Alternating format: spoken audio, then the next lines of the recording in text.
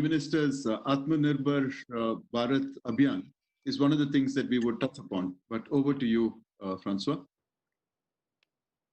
Thank you so much. And I think over to the technical team to open up to our audience, primarily made, I think, of social entrepreneurs, actors in the social sector from around the world, but from India included.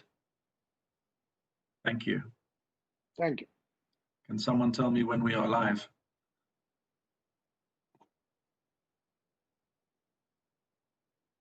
I think we are live. Wonderful. Well, thank you so much and welcome to everyone.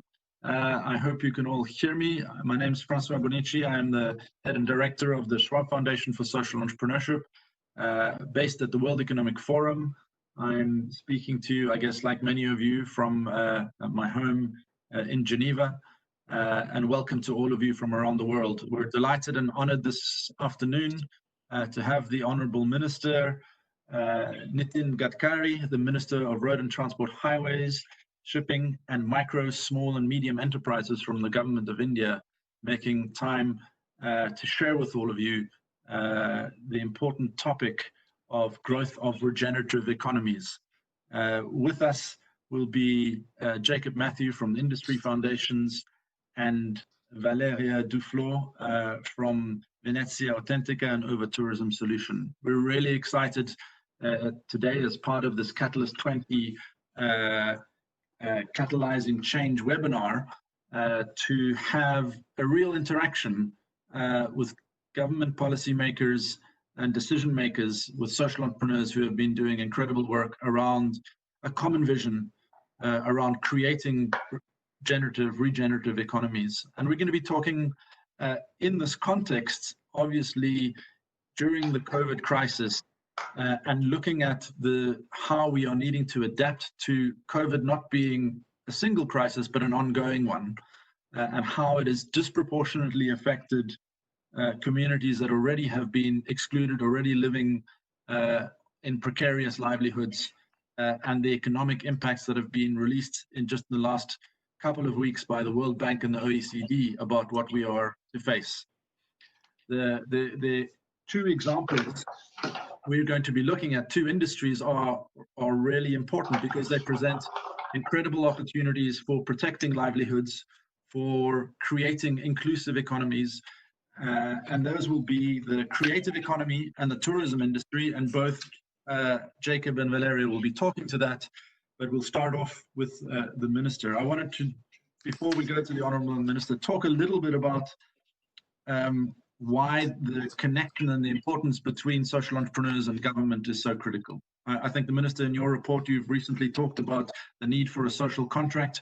Here at the World Economic Forum next week on our Great Reset initiative, the first topic we're looking at is the social contract indeed.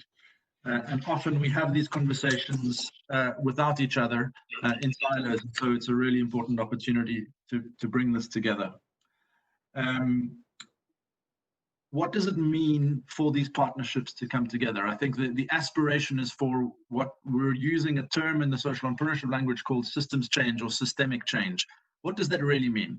What it really means is we want to change the rules of the game. We want to change who gets to benefit, where resources flow to, who gets to participate on a sustainable basis, how decisions are made, and what an economy really looks like on a sustainable basis, not as one-offs. And so these are the kinds of systemic changes we need, and we cannot do that as social entrepreneurs and as a community of change actors without real engagement from governments. So we're at this point, I just want to talk about these two industries we're going to be talking about. First of all, the creative manufacturing industry has somewhere between, we don't really know, 200 million up to 1 billion people engaged in handcrafts around the world. The information in the sector is relatively poor because it primarily occurs in the informal economy. But we know that the potential is up to $1 trillion, with current estimates of about $500 billion in USD of annual revenues. We know that in India, the Khadi and Village Industries Commission recorded business of 12 billion US, and that's growing year on year, and that's only what's recorded. And we know that creative manufacturing offers the potential to be truly regenerative. as it actually speaks to, as we start thinking about the Sustainable Development Agenda, many of the issues and the SDG targets and goals that we have. On the other hand, the tourism industry is actually quite well recorded, is 10.3% of global GDP, 330 million jobs, 1 in 10 jobs around the world. And we know many of those are also in the informal economy or in small, medium, and micro businesses.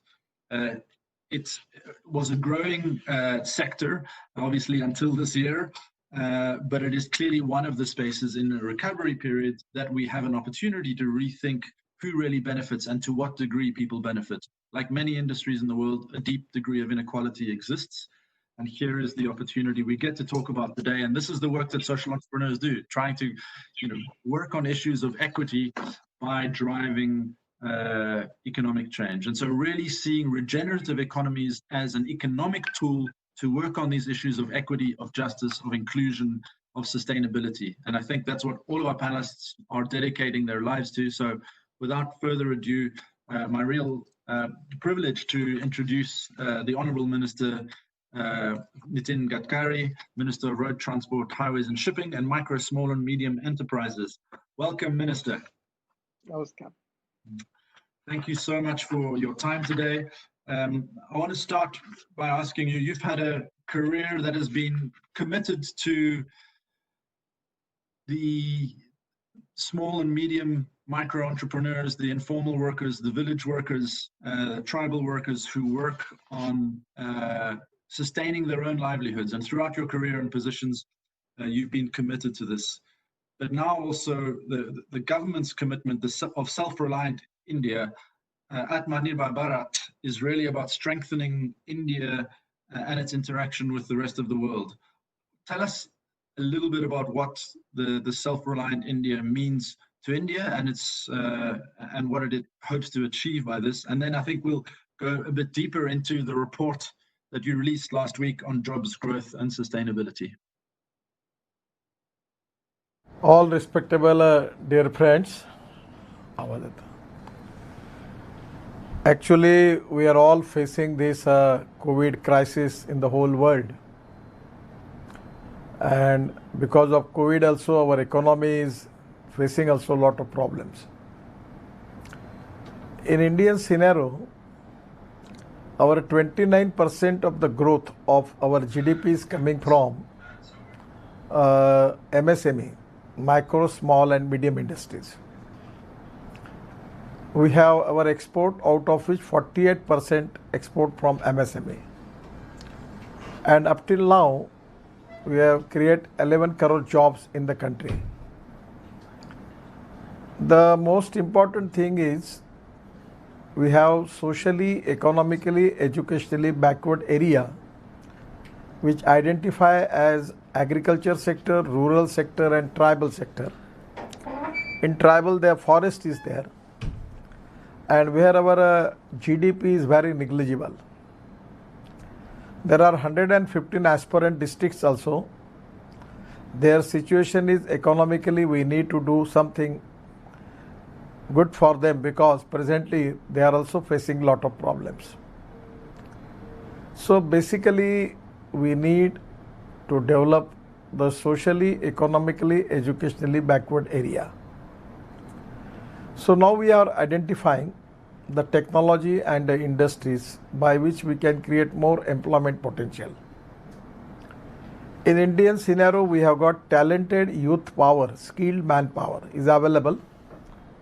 And because of the population, the big market is also equally available. We have got availability of raw materials and also we have got the technology which are available. In the export point of view, now we are making research and study of last 3 years of export and imports. The basic concept which Prime Minister vision is that first of all how we can find out option for our imports. The basically import substitute, cost effective, pollution free and indigenous technology where we want to use it for that. And that is the reason that, for example, I am giving an example. that we have an automobile industry having turnover of 4,50,000 crores, out of which 1,45,000 crores is our export. All prestigious and reputed automobile brands in the whole world are now present in India, manufacturing trucks, buses, cars, bikes, everything. So now the idea is we are importing crude oil of 7 lakh crores. So first of all, in our country we are working that how we can implement the policy where imports substitute cost-effective, pollution-free and indigenous. So first we start bioethanol, making ethanol from this sugarcane juice, molasses. Now we are giving permission for making ethanol from food grain and corn. We have surplus of sugar for 2 years, surplus of wheat and rice for 3 years. We don't have go down that much to store the things. So now we diversify our agriculture towards energy and power sector, and by giving this permission, our idea is within 2-3 years, we should have a ethanol economy of 1 lakh crore. Now we have got the technology available from the Indian company, which is globally working, named as Praj from Pune. They are making marine fuel and aviation fuel from bioethanol. So we want to make the size of this ethanol economies of 1 lakh crore, and we are trying to make more value addition in it, by which even we can go for option of marine fuel and also for aviation fuel. We have successfully experimented 2 experiments. At last 26 January's function, already our fighter jet and helicopter, by using 100% bio aviation fuel, they successfully complete the experiment. And we have already another experiment is taken Spice Jet flight from Dehradun to Delhi for using 25% bio aviation fuel. These are the sectors where the huge potential is available.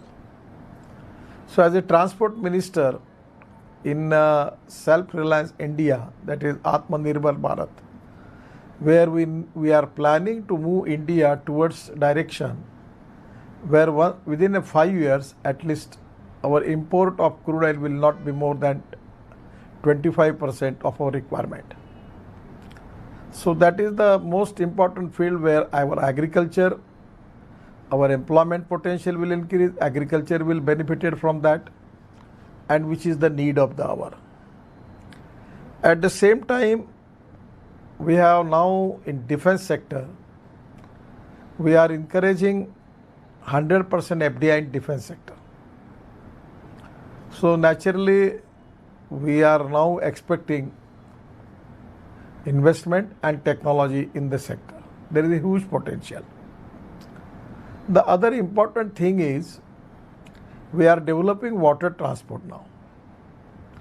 In Indian scenario, we need catamaran, hovercraft, seaplane, amphibious seaplane. We have completed one of the important waterways of Ganga from Varanasi to Haldia of 1,380 kilometers.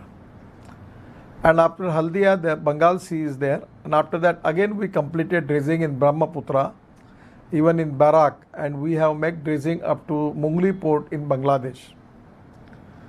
So development of waterways where we can use water transport, catamaran, hovercrafts, ships, boats, and different type of new innovation in the particularly for fishing and other thing we can use it. For example, I will give you an example. The 18% of our population is linked to the sea because we have got 7,500 kilometers of seafront. And the boats which are available with our fishermen, they can go only up to 8 nautical mile, 7 to 8 nautical mile. But we have invented trawlers now, where their capacity is going up to 100 nautical mile in the sea. So in the Pradhan Mantri's package for specially helping for different stakeholders, the fishing packages of 20,000 crore. So idea is to take this all fishermen, they can make we have farmer produce companies like fish produce company we can make, and 5 fishermen come together to have equity of 25 lakh crore. They will get 1 crore loan from the government, and there is a ice factory and everything. The new technology is there. They can go up to 100 nautical mile, which is going to increase our productivity by 6 to 7 times. There will be processing industry, there will be packaging industry, there will be great export also. So present size of our blue economy is 1 lakh crore, where we are expecting within 5 years we can make the size of 5 lakh crores. So here is the huge potential by which we can strengthen our rural backward area. At the same time, we are working on honey, handloom, handicrafts. Last year up to the March end, our village industry turnover was 88,000 crore. We are making khadi denim. We have solar charkha. Now idea is giving solar charkha to 10 lakh ladies, those who can operate solar charkha from their house with a solar energy, and they can make thread from that and supply to the textile mill. So that is the scheme where we are now working on it. We are now also working on honey biscuit, honey ice cream, and also a lot of new innovations. In dairy sector also we are self-sufficient. We have got tremendous capacity we have now. So where we have chance for export, that is our priority, and we need to find out the option for import. That is our most important priority, because to make in India, made in India is the basic mission behind it. And for that reason I am confident that for new technology, new innovation, research is very important. And we as a government always feel that the innovation, entrepreneurship, science, technology, research, skill and successful experiences, where we name it as a knowledge and conversion of knowledge into wealth, is the future for the country. All over in the software industry, our Indian students, young talented students, they have a very, very important role in the whole world. They are doing excellent job. Our doctors are very well recognized in USA, UK, everywhere. And now even we are trying to educate particularly the young talented people with the appropriate skill, by which this manpower is becoming a great strength for India. We are working on different fields for that. And that is the strength for the Indian economy. This young, talented, skilled manpower is also one of the strength for all of us. So presently there is an opportunity for industry, that upgradation of technology. And the most important thing where the advantage for the investor is, the returns available in India is good and attractive. Actually, our interest rate for financing is now very high. It comes to 8 to 9%, somewhere it is 10%. So in NBFCs, non-banking financial institutions, banks, there is a huge opportunity for investment. Now our idea is, in this package, the Prime Minister has already declared that we are making this MSME, the small scale industries. Now we want to go now we are giving them chance to enter into the capital market. The insurance economy, pension economy and stock exchange economy, as comparing with the foreign countries, India has got huge potential, which we are not exploiting. Now this is the time that we are giving higher priority for that. So the MSME, they will get investment from foreign investors also, and that can be a great boost to them, and they will get good returns from that. Our MSME is very competent, and they have already good track record for export, and their cost is very effective, their quality is good. So there is a huge potential for them. At the same time, the most important thing for our country is that we have water, power, transport and communication. We are in a good position. As a road sector, where I am working, when I taken charge as a minister, it was 2 kilometers per day. It is now 30 kilometers per day. we have at least 2 lakh kilometer of national highway, which is the highest length, and now we are already in position to making of 22 green express highway. So for this year, within 2 years, our idea is to at least awarded work more than 15 lakh crore in Bharatmala. There are 22 green express highway. One is between Mumbai to Delhi. That highway is from the price of the one highway is of 1 lakh crore, and it is going through the backward and tribal area of Haryana, Rajasthan, Maharashtra, Gujarat and Madhya Pradesh. So already we have saved 16,000 crore on land acquisition. The land acquisition cost is very cheaper because it is going through a backward and tribal area of India. It starts from Sona near Gurgaon, going to Alwar, Savai Madhopur, then going to Jhabua, Ratlam, going to Vadodara to Mumbai. So this highway is going to reduce distance between Mumbai to Delhi by 220 km as compared with the present alignment Delhi, Ahmedabad, Surat, Vadodara, Mumbai. So the now idea is to make smart cities, smart villages, industrial clusters, logistic parks, roadside amenities, and we are trying to make 2,000 petrol pump also. That idea is we want to increase the income of NHI, National Highway Authority, which has a AAA rating, 100% owned by government, and this AAA rating is from the world institution, and our total income is 28,000 crore presently. At the end of this year, we are expecting 40,000 crore, and the idea is within 5 years we will make the income of 1 lakh crores. This is very economically viable, and they are doing good jobs. Because the toll income is most important for the road project. Our traffic density is constantly going to increase. So there is a huge possibility to invest in infrastructure in India. There are a lot of schemes related with bus port, airports, railway stations. Then there is a chance for making of public transport system on electricity. When I was Water Resource Minister, we signed the agreement with the Austrian company Doffelmayr. When I was in Davos, at that time I visited their factory in Austria for ropeway, cable car, funicular railway. They have 65% of their share in the world market. Now the technology is available, and India has got, that is the tourism point of view, other point of view, it's a very attractive proposal. At least 100 viable projects are there in the hill area.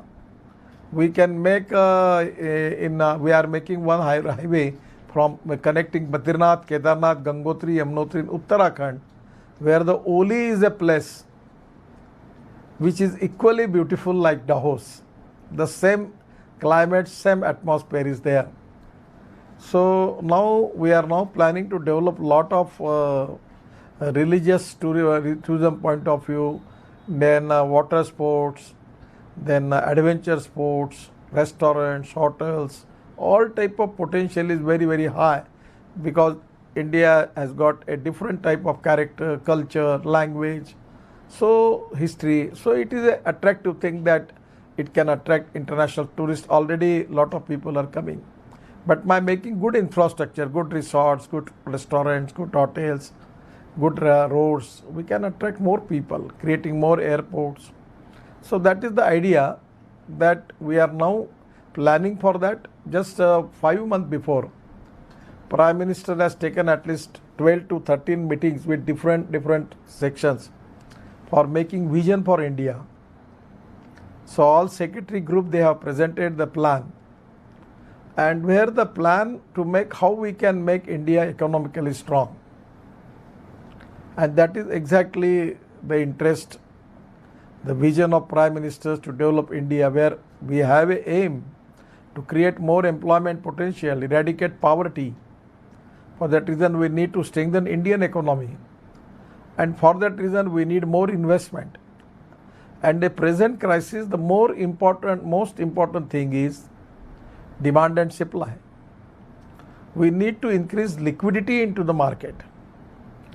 And now we have got the potential, we have got the economic viable projects, we can make good export. I don't want to make any comments on this subject, is sensitive, but the whole world is now not very much interested to deal with China. That is also the blessing in disguise for Indian economy, where a lot of people from the different parts of the world, they want to deal with India. So in this situation, we need to increase our export. We want to reduce our import. We have to make new industrial clusters. We need to take competitive economics, that point of view. We need to reduce the logistic cost, construction, the production cost, power cost, labor cost. We are all working on that. Already we are working.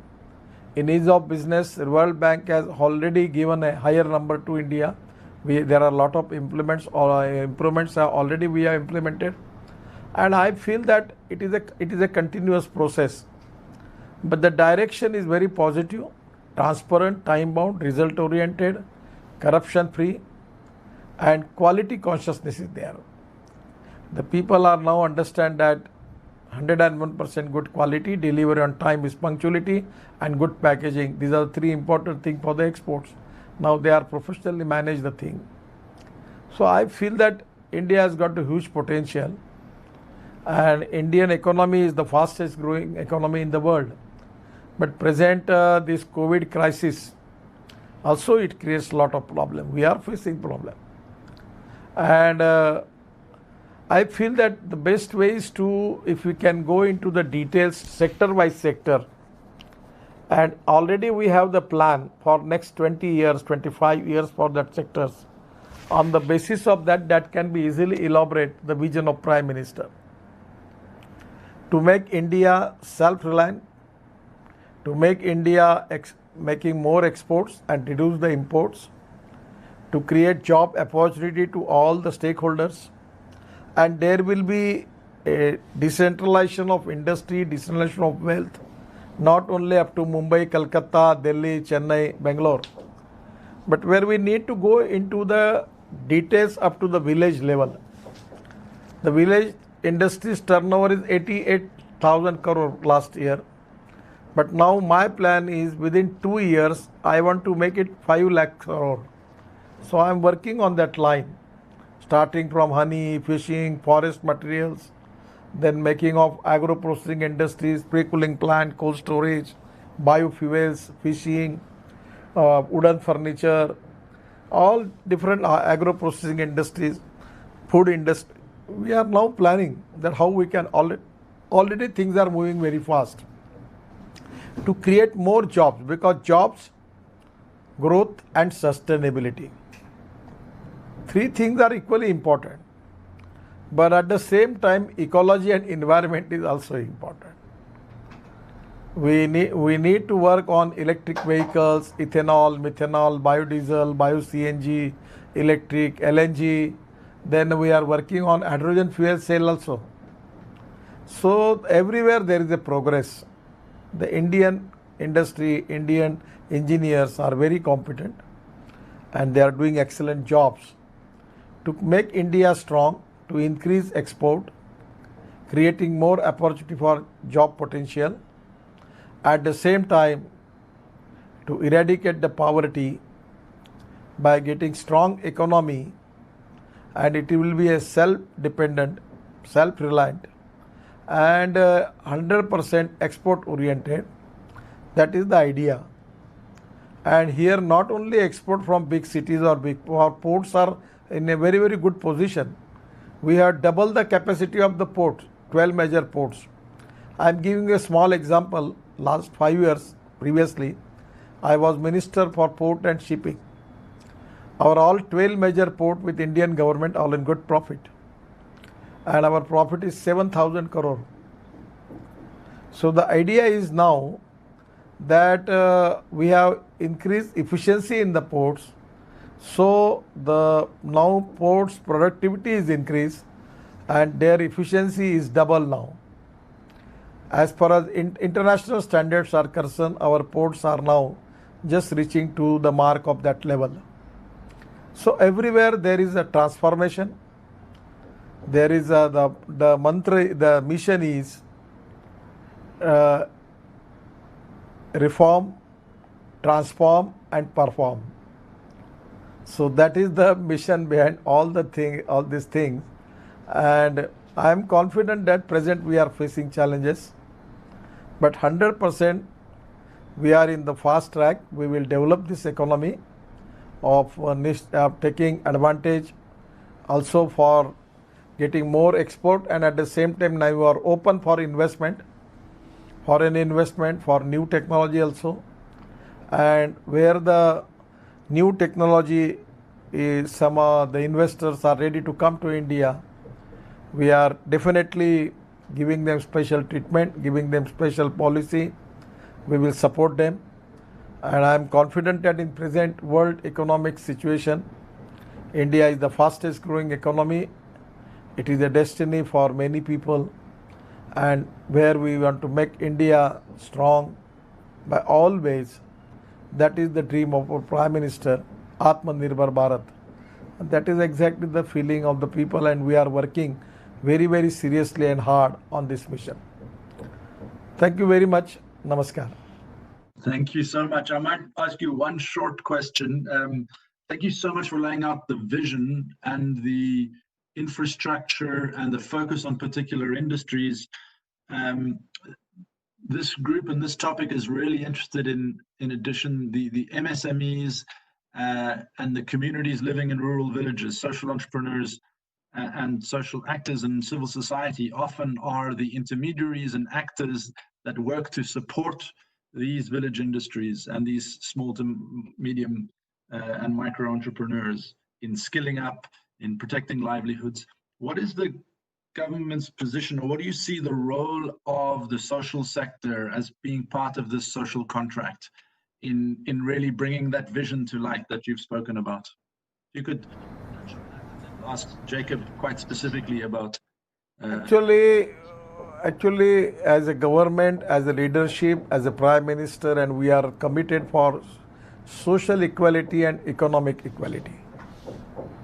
Now I am giving an example. The 1 crore people, 100 lakh people in India, they was pulling that cycle rickshaw. Now we introduced the mechanized driven e-rickshaw. The 50 lakhs people now using mechanized driven e-rickshaw, total change the social transformation. So where we need to develop giving education, health services and economic reliance to the poor people who are socially, economically, educationally backward. And our total schemes, particularly Pradhan Mantri Jan Dhan Yojana, where we have opened 35 crore bank accounts. Atal Pension Yojana, Pradhan Mantri Awas Yojana, where we are making houses for the poor people, landless and homeless people. We are planning for making of smart villages like smart cities. And at the same time, we are working on organic food, particularly organic agriculture. That is also a success story in India. So the way in which we are taking decisions, definitely after some days it can be an ideal example for the world also, that we are developing the things in a way where our small social sector, particularly the poor people from the tribal area, rural area, agriculture, forest, where we are now giving more priority for development. There are some raw materials are available, there are some strength. We need to use that strength for making their economy strong. And where we will find out the food, shelter and house for them. There where the idea is of smart village, there will be a drinking water, road, everything, power, school, college, educational institution, health institution is very important.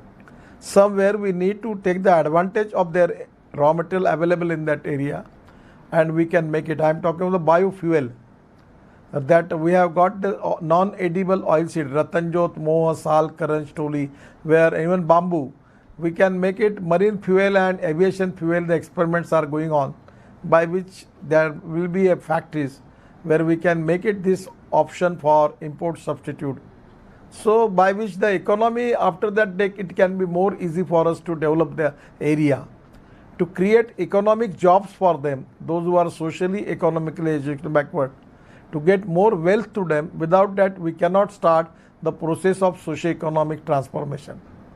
So there, yes. I'm going to ask Jacob to come in here because I think you've raised some really important points, and also on the webinar we have quite a few questions and important comments about the connection with civil society, with social entrepreneurs, with self-help women groups, and the capacity that already exists in many of these areas as partners to work with governments. And we're going to hear about this now with Jacob.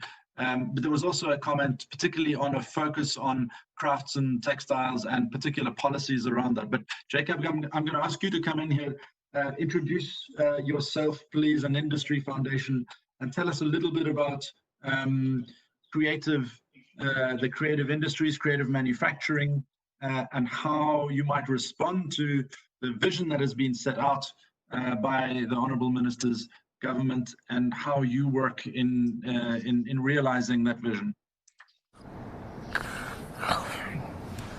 To start off, I would actually request the minister to bring his magic to the MSME and the craft sector as well. You have actually increased the rate of roads being built in India by 15x. My request is that you bring that same implementation capability to grow the what we call the creative manufacturing sector. So I'll just talk a little bit about Industry Foundation. Industry Foundation basically works with women in rural India. These are women engaged in agriculture, crafts, from tribal areas, even fishermen's wives. And they produce goods that are desired by both national and international markets.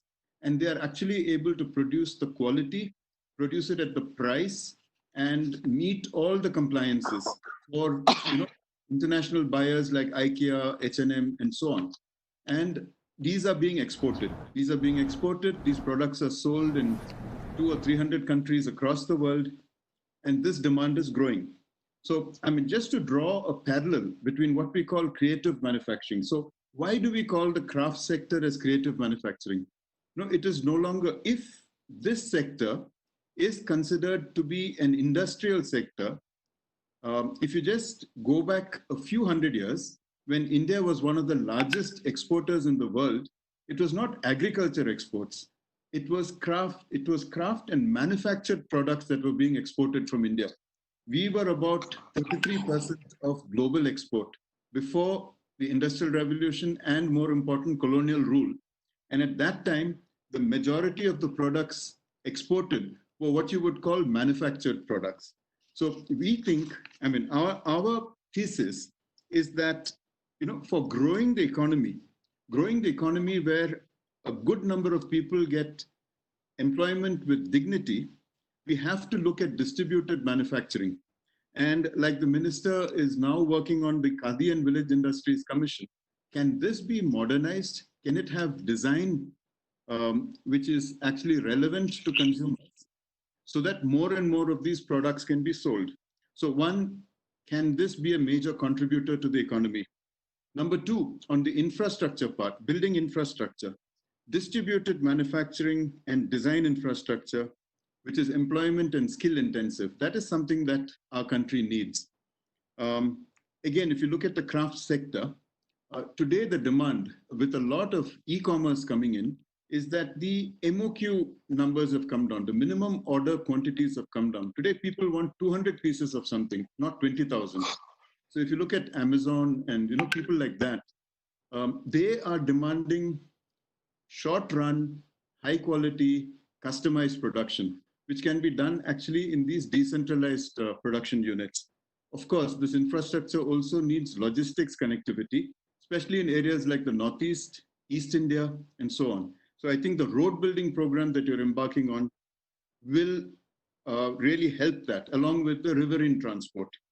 If you look at demography, again, it's women, it is people who are underserved in tribal communities and in remote villages, and especially youth who are aspirational,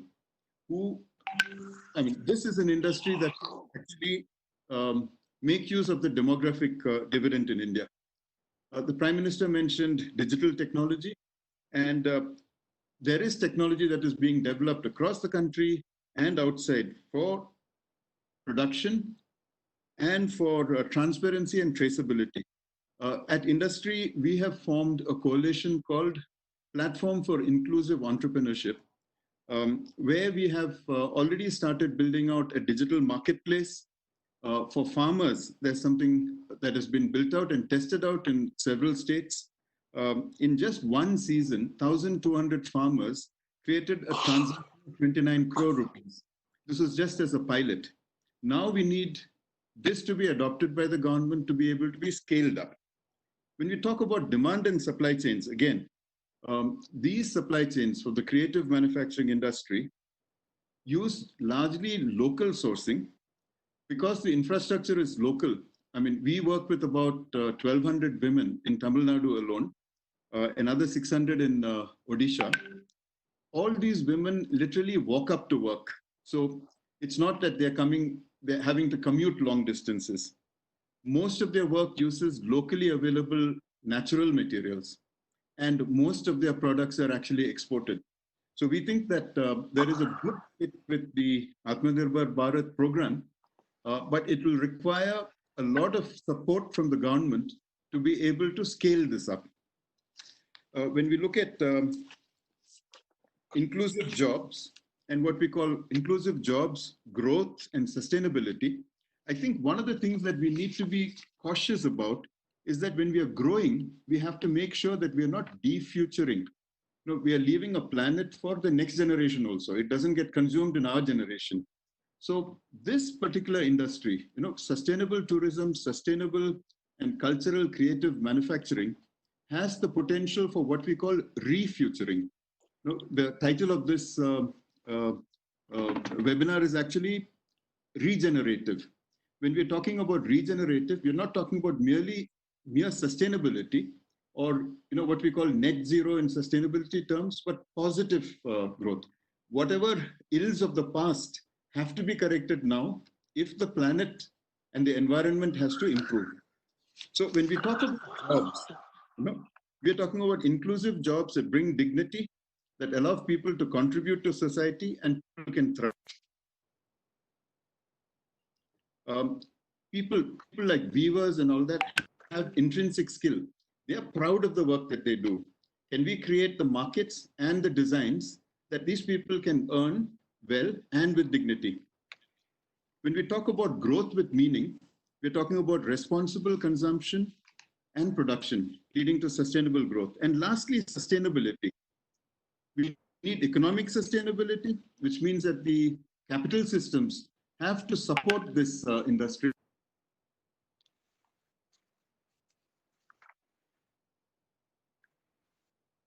I quit now. We've just lost you for a minute. You're not still with us, but I think some of the aspects that Jacob was talking about is echoed very much by the almost 200 people on listening to this webinar, working on textile industry and really interested in there you are, Jacob. I was just saying that many people on the chat are talking about both the sustainability, eco-tourism and eco-manufacturing aspects. So you were starting to talk about the refuturing, but also that is an important piece of thinking about how we build regenerative economies.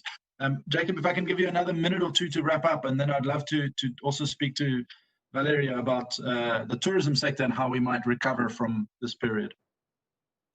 Yeah, and I think one of many chats that we are seeing also is that what could the government's role be here, especially in a leadership role of what we call massive collaboration between what in Indian terms we call Sarkar, Samaj and Bazaar. Sarkar being the government, Bazaar being the market forces and the market players, and Samaj being the civil and people society, as it were. The Honorable Minister is actually very well known for the PPPs, the public-private partnerships that he engaged for building the highways at the speed that he did. But now perhaps we need to look at a PPPP, which is public, private, and people partnerships, the civil society partnerships, for being able to do these regenerative business economies. I think I'll just offer a segue. The minister talked about how transportation, especially riverine transportation, and the hill transportation that he has created, can actually go a long way in tourism. And perhaps, Valeria can talk a little bit about tourism now.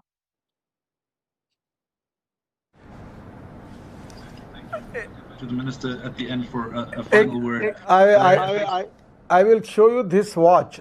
This is from Khadi Gramodyog, and this watch, the belt is in Khadi, and watch is from Titan. I launched this watch. Actually, it's cost 5,000 rupees, ladies and gents, both type model was there. And within a month, total watch is out of market. Now we are again making the manufacture of it.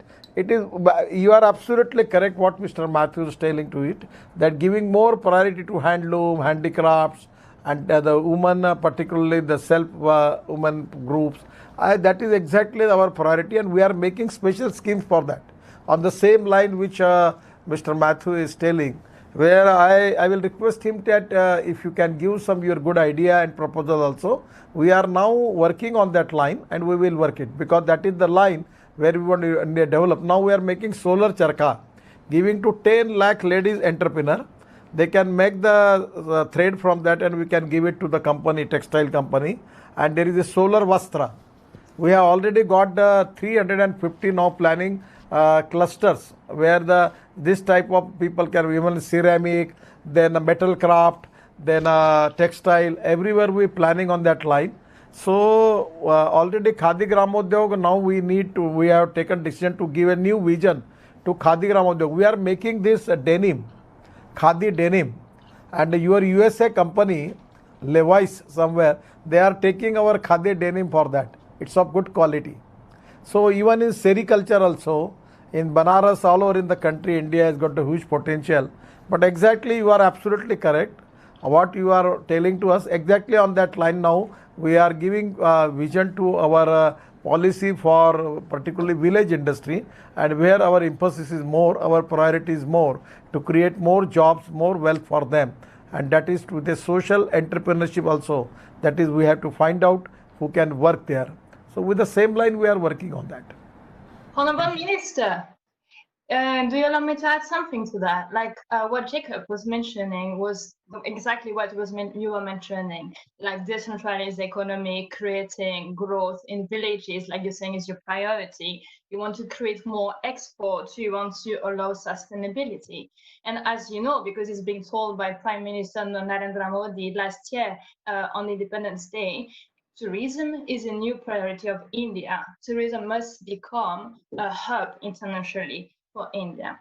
And I wanted to say something about that. Tourism absolutely needs to be that, because it can lift many people out of poverty. It can help preserve and regenerate your fantastic culture, natural landscape, all the heritage that there is in India. I know about it because I lived there for a few years. It's an absolutely incredible country.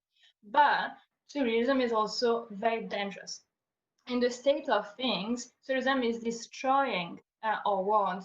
Like, we don't necessarily know it, because as I know I'm based in Venice, and often say there are so many people coming to Venice, 25 million people coming to Venice every year, to a city of 53,000 people.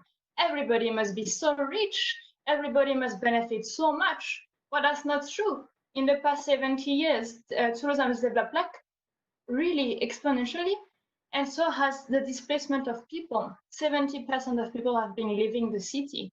The ecosystem is being damaged. The culture is being threatened. So I guess my point here, because we don't have much time, is that the way tourism must be done is exactly what you were saying is your mission. It has to be reformed. It has to be transformed to perform, bringing social and economical value to everybody. Because now we see that many people are at risk of losing their job. I've been 42 million people in India. Okay, so it's the moment to try and save those businesses, help those people who are mainly in SMSs, but also prepare the sector for the future. So it's no longer exploitative, but it helps preserving the wonderful assets that your country has, that all country have, right? So it nice time for transformation. And as social entrepreneur, with what we're doing, we've developed a model that allows doing just that, to bring money of tourists directly to the local businesses that are doing good to the community, to preserve the artisans, to preserve the culture, the environment, and so on. We've created a model with new KPIs, with new strategies that we have implemented here, but that we're aiming to share with the rest of the world to allow to transform this sector at the root. So if you're interested in growing your export, in creating new jobs in a sustainable way, in making sure that India continues to shine for the strength of India and its preserved for more generation, like we'll be delighted to continue this conversation with you. I don't want to hold too much because I know we have only 5 minutes left, so maybe we can go into conversation. But just know the potential of that sector that is often overlooked, but can bring so much to create social and economic equality, which is the goal that you mentioned earlier. You're absolutely correct. Actually, what you are feeling, that exactly we need to formulate the policy. We are giving our special priority for them. We have got Khadi Gramodyog Village Commission. They have got lot of projects.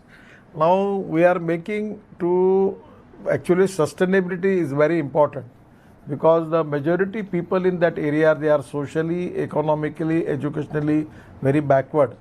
The education facilities and health services also not there in a sufficient way. So when we accelerate the economy on that area, 100% that is going to develop all the sectors. So with the same line, we are encouraging the ladies entrepreneur, we are making special things for them. What my good suggestion is, from your experience, and Mr. Mathu was telling me on the basis of that, what exactly you are expecting, we are doing on the same line, but what exactly you are expecting, how we can implement more schemes by which will be more effective. If you have any suggestion from your side, we are 100% very positive to consider all that thing, and we will plan for that. That's wonderful.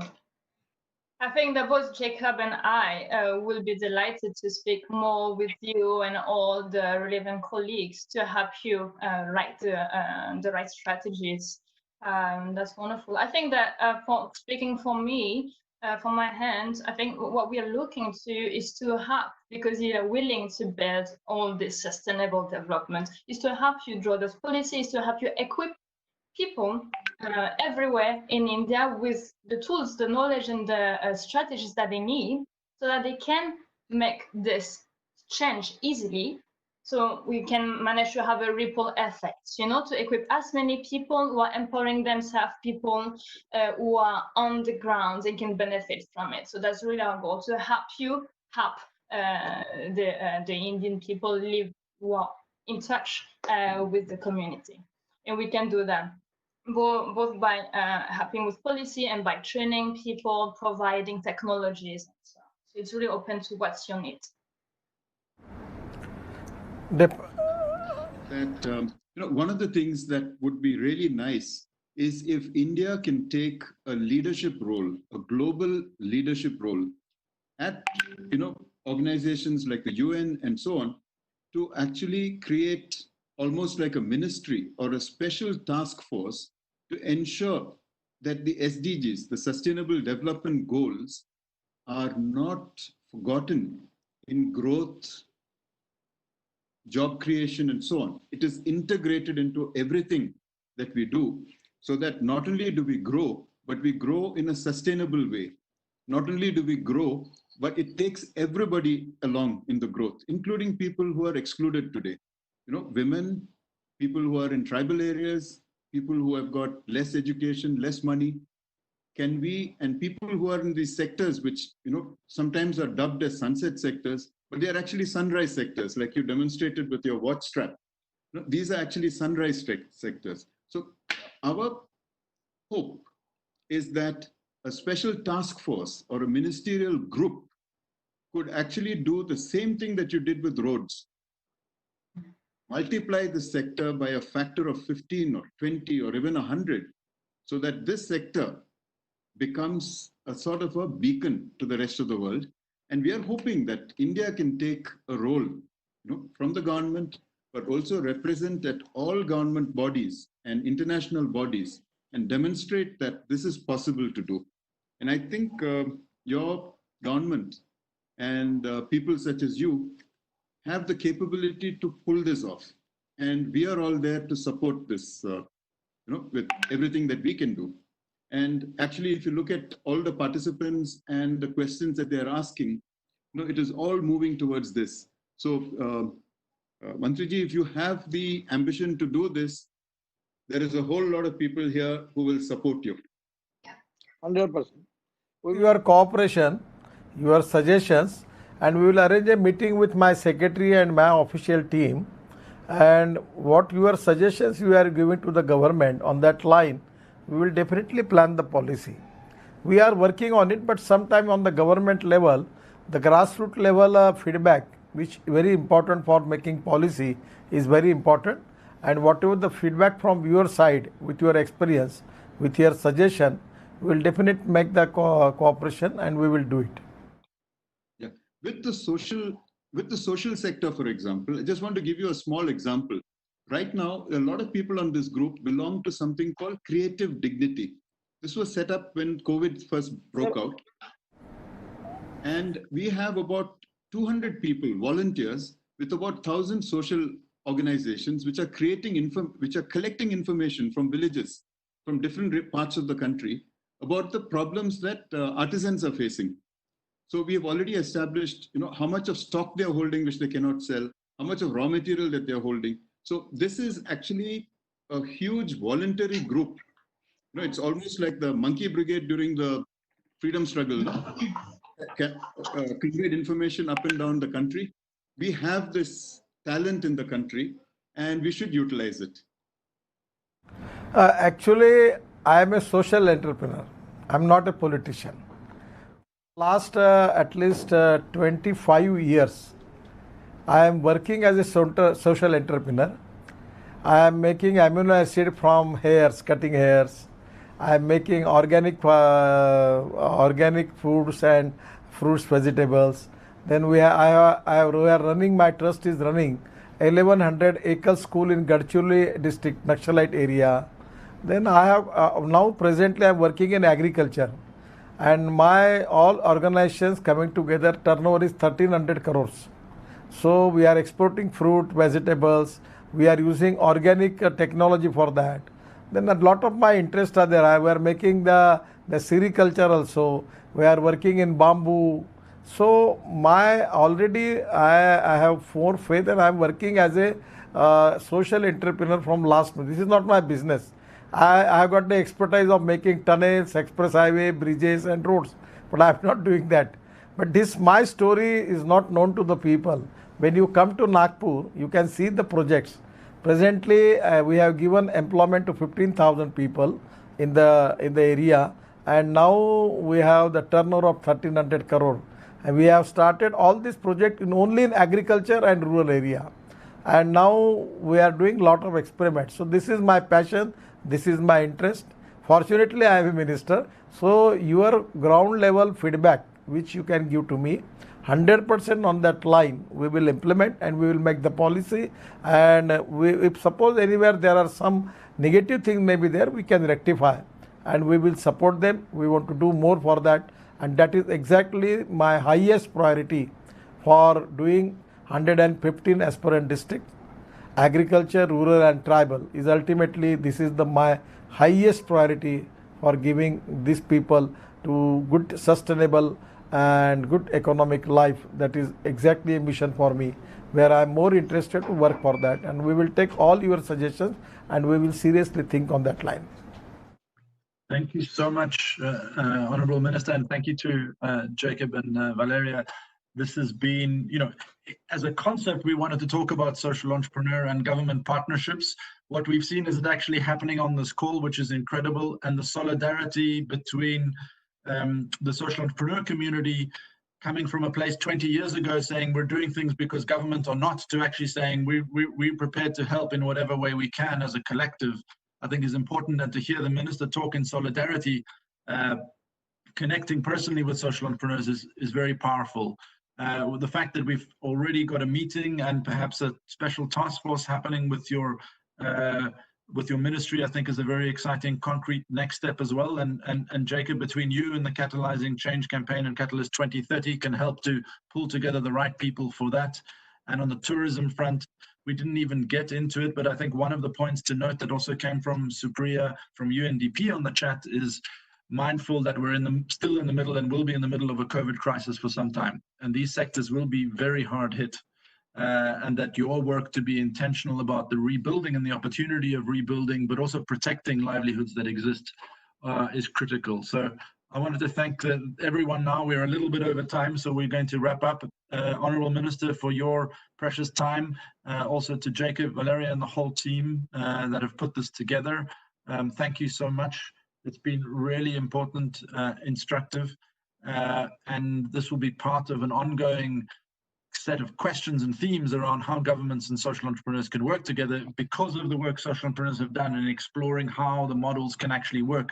We've got proof, we've got the social R&D that these models can work. And now that we're into a space where governments are open and we have leadership in certain ministries around the world to do this, this is exactly what we need to apply our minds to working together. Thank you all. And from our side, wrapping up and wishing you all safety wherever you are. Thank you. Thank you. Namaskar. Thank you. आता काय